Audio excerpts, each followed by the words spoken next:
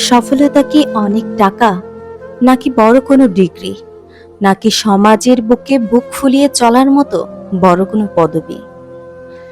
আমরা যখন আজ সফলতার পেছনে অন্ধের মতো ছুটছি, ঠিক তখনই আমাদের চারপাশ থেকে হারিয়ে যাচ্ছে দামি অনুভূতিগুলো।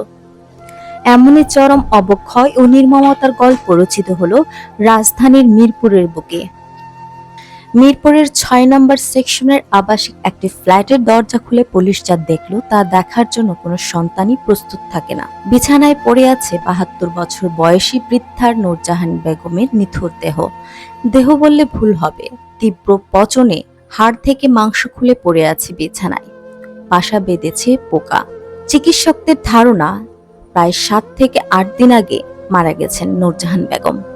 ট্র্যাজেডি এখানে শেষ নয়, সবচেয়ে বড় ট্র্যাজেডি হলো পাশের রুমেই থাকতো তার মেয়ে, অথচ কয়েক হাত দূরত্বে মা মরে পচে আছে, সন্তানের নাকে গন্ধটুকু লাগেনি। নূরজাহান বেগম কোনো সাধারণ মা ছিলেন না, তিনি তথাকথিত ছেলে মেয়েদেরকে শিক্ষিত এবং প্রতিষ্ঠিত করে গড়ে তুলেছিলেন।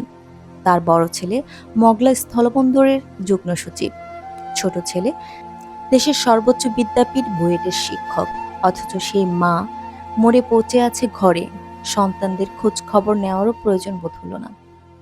সফলতা কি এ শুধু বড় বড় ডিগ্রি অর্জন করা, বেশি বেশি টাকা কামানো, যেখানে মনুষ্যত্ব এবং মানবিকতা হারিয়ে যায়?